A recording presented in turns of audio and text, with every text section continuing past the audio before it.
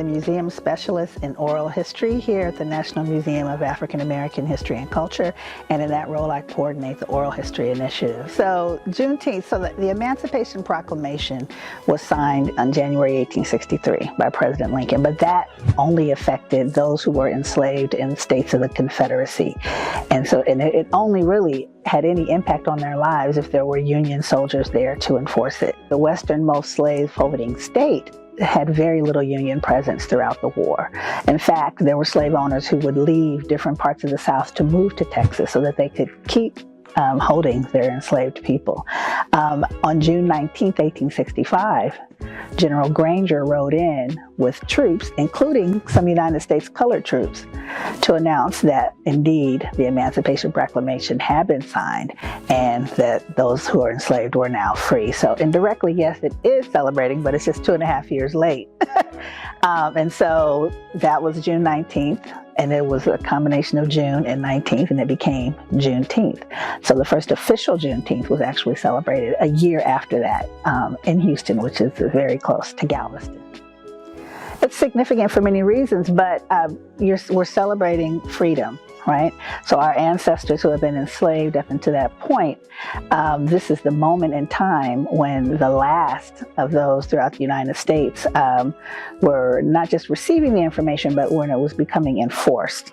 So a lot of people say that they didn't know about it. Well, the slave owners did know about it, and many of the enslaved also had heard about it as well, but there was nothing that they could do, right? They couldn't leave the plantation. There are many documents that state that if you left the plantation, you would be killed if you thought, oh, I'm free. Today I'm free. President Lincoln signed the Emancipation Proclamation. No, you're not. You're not free because I'll kill you if you leave this plantation. But with the influx of the Union troops who came in to enforce that freedom, then it gained meaning. It's interesting because this is in the middle of Reconstruction, right? And of course, slavery itself did not end throughout the nation until the 13th Amendment, which wasn't ratified until 6 months after June 19th. So even with Juneteenth, slavery throughout the United States wasn't really fully impacted. It took the 13th and then the 14th and then the 15th Amendments, those Reconstruction Amendments. It's important for many reasons because as we have the last, 250 or almost 300 years since that time, we're still celebrating freedom in different stages, right? Some may say that we're still living in this era of Reconstruction.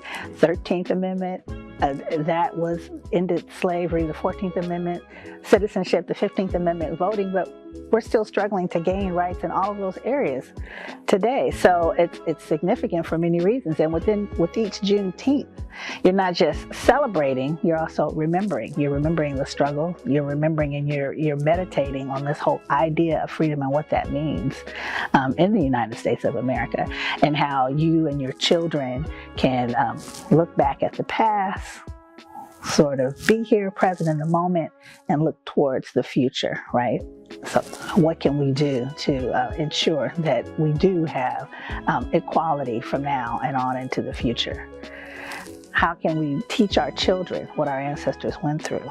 That's one of the main things that's celebrated with Juneteenth. I grew up in Juneteenth, and children are a big part of it. You bring the children in, you get the children to perform, to read poems. And that's the fun thing about it, is that it evolves with the culture, right? Yes, the first Juneteenth, church picnics, barbecue, that's like a constant. But as it evolves, the different parts of African American culture that didn't exist before. For example, the Negro National Anthem or the Black National Anthem, that was written in 1900. So that didn't exist in the first Juneteenth, but then that becomes a part of Juneteenth in 1900. The culture evolves, the music changes. With the blues, you have spirituals and gospels, and then of course we have all the different forms of music since then. Now if you go to a Juneteenth, you'll hear jazz, you'll hear hip hop, you'll hear live music. We always have drumming. So as the culture changes, the celebration changes with it. people began to celebrate Juneteenth. So it waxed and waned over the years, right? It became big for a little while with the Great Migration, with people leaving southern states, leaving places like Texas and Oklahoma and carrying it with them throughout the country. Then it waned a bit, and then it gained more popularity in the 60s and the 70s with the Black Power movement, with the end of the Civil Rights movement of that era. The Poor People's Campaign in 1968, they ended that campaign, which we had Resurrection City on the Mall here in Washington, D.C. The last day they had a Solidarity Day on June 19th. A lot of people had not heard of it prior to that. And then that spread it around the country all over again. Around that time is probably when my father heard about it. We were in Detroit. We weren't from Texas. We started celebrating Juneteenth. We took it with us to California. But of course, in California, there were a lot of people from Texas who already knew about Juneteenth. So you see it has then most recently, so there were many years when there were just still small communities celebrating it throughout the country. But then in the last 5 years, you start hearing people talking about Juneteenth again. Inadvertently, President Trump goes to Tulsa for his rally on Juneteenth, and it explodes. Here at the museum, we start getting calls like the same day. What is Juneteenth? What is Juneteenth? And then a couple of years later, Biden signs it into a national holiday, becomes a federal holiday. But of course, there were people pushing prior to that for it to become a federal holiday. So, of course, there's always a huge barbecue. The first year they say they barbecued an entire pig. So you'll find, I don't think you'll find a Juneteenth that doesn't have that. There are colors. Red is one of the colors. You tell people to bring something red to represent the struggle. When we gave out our invitations, we would say, bring something red. That could be like a watermelon. That could be like a red soda pop. That could be, or you could wear red.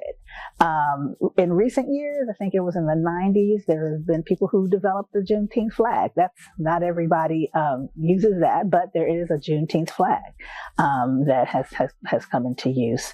I think it depends on, for example, the music that people listen to in that particular region of the country. Here you would probably find go-go. If you go down south, there will be something else, maybe more bluesy, more gospel, more jazz. So it depends on where you are in terms of the type of culture. There might be a regional culture that might be represented, but all of it is some form of like African American or even African diaspora. Like, as in, there'll be African drums, for example.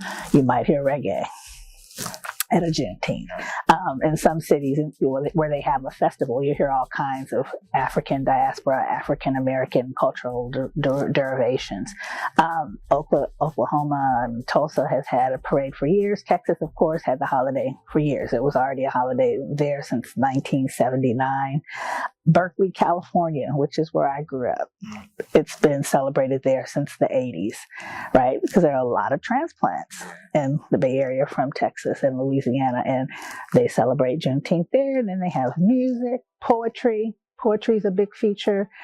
We always have an open mic, so you would read poetry, classic Black literature, but then there'll also be original poetry as well. So you'll hear Langston Hughes, but then the children are encouraged to write poetry. That's one of the ways I started writing poetry, actually, was having to read at Juneteenth. Being the oldest sibling and being told that I have to be the MC for the year. So get all the kids together, make sure someone, everyone has something to do, to present. It's been interesting. My daughter has carried on that tradition. She sings, so it became a tradition. She started singing at 8 years old. She's about to graduate from high school, but now every year people expect her to sing at Juneteenth. When she was 8, she started off with Nina Simone's For Women, and she just started singing at every Juneteenth, and now she's about to go off and become a professional singer. She's about to study musical theater in college. So, I mean, if you're nurturing and you're teaching the youth and they find their passion, and she looks forward to it just as we did. We look forward to Juneteenth the same way that a lot of people look forward to July 4th. And some people celebrate both, which is fine. We don't we don't really celebrate both, only because so much energy is put into Juneteenth, right? July 4th is only a few weeks after that. We would go to other people's July 4ths, but our own family, we wouldn't, do that much for it. But I don't have had any problem going to someone else's July 4th picnic. I'll do that again this year. We are American citizens. But in terms of like the big holiday, the push was Juneteenth. We looked at that as the end of the school year, the beginning of summer. With the pandemic, we weren't able to do it as much. And my daughter was like, I miss Juneteenth. When are we going to have Juneteenth? Like the kids really look forward to that, being with the family, being able to talk about, we always recognize graduates. We recognize the young people who are doing well, not just the ones who are doing well, but we recognize that they've been through a year of education because that's important. And that was one of the most important things to newly freed men and women, right? Getting an education. So, and it's at that time of year where you can acknowledge, like the end of the school year, you can acknowledge the graduations, who's going on, who's in college already, that kind of thing. So those are the type of things that you talk about and celebrate at Juneteenth. Being able to eat, right? What you want to eat, that's something to be thankful for. It's not something we were always able to do, when we were enslaved. So yes, it's very important, the sharing of food, the breaking of bread. Nowadays, of course, not everybody eats pork. I don't eat pork, but we always have barbecue chicken. So there's always there's something for vegetarians. So there's salad, there's barbecue ribs, there's barbecue chicken, there's, watermelon, there's food for everyone. Yeah, because we don't, we eat different kinds of things now, but we change with the times. And we're thankful that we're able to do that, right? That in and of itself, that you can bring your community together to share what you have. That's interesting. There were people for years saying Juneteenth, or there should be some type of emancipation holiday. There was an organization in Texas, and I can't think of the full name of that organization right now, that was pushing for this holiday. But there's a woman named Opal Lee, who they call the grandmother of Juneteenth, who started years ago walking 2.5 miles for the 2.5 years between the Emancipation Proclamation and Juneteenth to push for a national holiday. She's about 94, 95 now. And now, of course, she lived to see it become a federal holiday. And so she still does her 2.5 mile walk. I'm thinking of somehow integrating that into our family tradition because, that's a great way, right? It's healthy and meaningful at the same time. And really to honor her and the work that she's been doing. So, and then I think what really, it all came to a head in the last 2 years, the protests around George Floyd, everybody thinking about race, our history. And I think that's really one of the reasons, in addition to the other thing that I mentioned with Tulsa, Oklahoma, and them celebrating the centennial of the massacre. So all of these things came together and people realized it's time for us to have a day that the nation, people of all races, can come together and reflect on this history, this shared history. I think in the last couple of years, it's much more well known, obviously, because it's become a federal holiday. But before that, there were definitely lots of people that didn't know about it. But there were a lot of Black people too.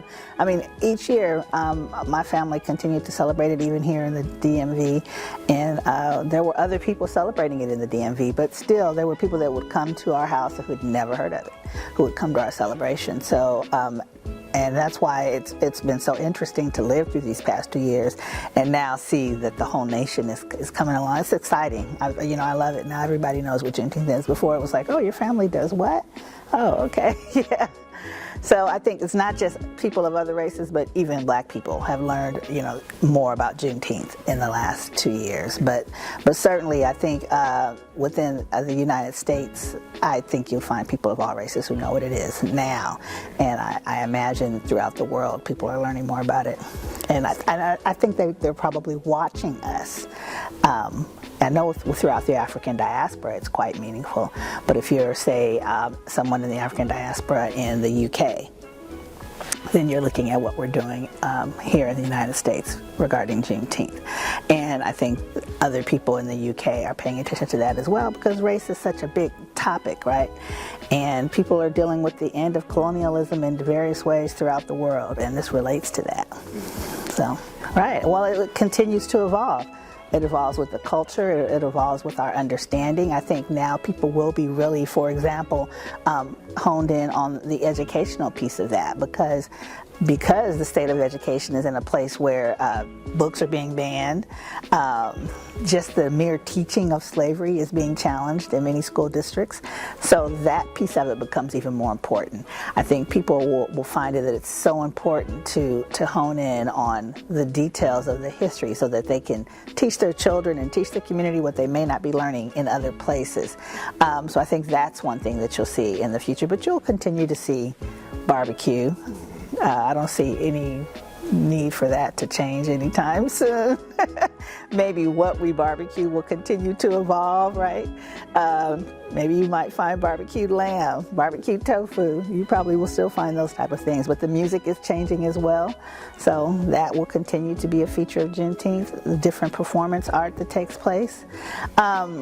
Hopefully what will change is that we'll get closer and closer to a place where the inequality and the oppression will be more a thing of the past, right? That's what we hope. I think the important thing is, and whenever people ask me how to celebrate Juneteenth, it's fine, you want to have the food, right? You want to have the music, but you also have to have that piece where someone is talking about the history that can be creatively. Like I said, there's poetry. You don't want to bore everybody with just speeches. That's a part of it as well. We would have an open mic, right? Just let people get up and speak from their hearts. But that part is important. It's not just the fun and games. It's not just the partying and the music. It's the reflective part is very important. And we have to keep that as a part of Juneteenth as we move forward. Another piece is, there was this thing going on in DC. I think it was, maybe I shouldn't, you guys are probably going to cut this out, but Pharrell is bringing this concert to DC, and that's kind of controversial because they're charging $350 for it. And so there's a DC group that's saying, wait a minute, we're going to give something for the people. Juneteenth's supposed to be free. It really is. Like, we never charged anybody for the food when they come to our home. The families, we have something called the J19 family, which is really extended family. So it's people we're related to, people we're not related to, but everybody contributes to the food, right? So that there's enough for everyone, and people come and they eat. You're not charging them for anything. When people have parades, when they have parades, obviously vendors probably charge, but the parade, the festival itself is free, right? So it's not supposed to be commercialized. It shouldn't be monetized in this particular way, and we really have to push back against those type of developments. I mean, it's America, it's going to happen, but as much as possible, those of us who know what Juneteenth is about should make sure that it's not celebrated in that way. All right, so that varies, right? And we're at a very interesting place where what people are learning in their school systems literally depends on where they are in the country. And I keep mentioning where I grew up. I was lucky. I grew up in a progressive place, and my father taught African American Studies and was the coordinator of the African American Studies program at Berkeley High School, which was for the longest time and the only and the first full African American Studies department in a high school. And he was there from 1969 until his death in 1991, right? So, and for a while, he coordinated multicultural studies throughout the city of Berkeley. So there, we learned all about slavery, right? And then there are other places. Washington, D.C. now has an African American history curriculum. I taught in Baltimore briefly years ago. They had African American literature. It literally depends on where you are. Now, in recent years, you found that places like Texas not only were not teaching the full history, they wanted to not even use the word slavery. There was a controversy where they were trying to call slaves indentured servants, right? So we have people learning this on one end of the country and people on another end of the country learning something completely different. And this is why it is so important, why this museum is so important, and it's why it's so important for people to have access to different resources. Libraries are being pushed to take certain books off the shelves, which is appalling, but hopefully people will utilize, again, the internet is this thing where you can access all kinds of books. You can order whatever you want. We need to continue to read and encourage people to continue to read, because again, we're at this serious place in this country where everyone is not being introduced to the same type of history, but the resources are there. So come to our website, come to our museum if you're in town, and you can learn. So the Emancipation Proclamation really was a wartime strategy, right? This is in the middle of the war, and many of the enslaved were already running away. Thousands were running away. Whenever Union troops came to their town, they were running to the other side. This was a time of conflict and chaos, and so if you could get away, you were getting away. So already thousands and thousands of African Americans were deciding with their own feet that they were no longer going to be enslaved. And Lincoln realized that if he signed the Emancipation Proclamation at this time, he could weaken the South. And that's why when it was written, it only applied to the states of the Confederacy. Remember, we had states like Maryland that had slavery, but were not Confederate states. So it had no impact on those who were enslaved in Maryland or Kentucky, which was also in the same situation. So it had very limited impact. And then only again, if there were Union troops there to enforce it. So if you were somewhere in some far off corner of some state where there were no Union troops, it had no impact on your life whatsoever. Now, if you got that information, you might use that. It might encourage you to leave. Of course, the South relied upon that labor. So everyone that left, that meant that the South was weakened in some way. And eventually, of course, that did lead to the end of the war. Well, it's interesting. The Reconstruction was a very difficult time in our history. And of course, former slave owners did not want to free their slaves, but again, with the presence of the military, they didn't have much choice. But it also meant that life was very dangerous for African Americans. So still, you could be killed, and if there weren't Union troops around, there wasn't much you could do about that. So once African Americans were no longer enslaved and you were no longer legal property, then your life didn't have much value, right, to your former slave owners or to other whites who wanted to enforce white supremacy. So murders were rampant, and this continued throughout the era of Reconstruction. And of course, some people say that 1877 is the year that Reconstruction ended, when those Union troops were removed from the South. It didn't exactly end there, but all hell kind of broke loose after that point. The rise of the Klan and this push to ensure that African Americans did not exercise, African American men did not exercise their right to vote, because of course women couldn't vote anyway, anywhere in the United States. But lynching and the use of violence to suppress African Americans and really push them back into a state very close to what existed prior to the Civil War. And they were almost successful in doing this to a certain degree with the passage of Plessy versus Ferguson in 1896, which upheld separate but equal. And so it was like 60 years after that when virtually no African Americans were able to vote in southern states until what we know of as the modern civil rights movement. Now, if you'd like to know more about Juneteenth, please visit nmaahc.si.edu.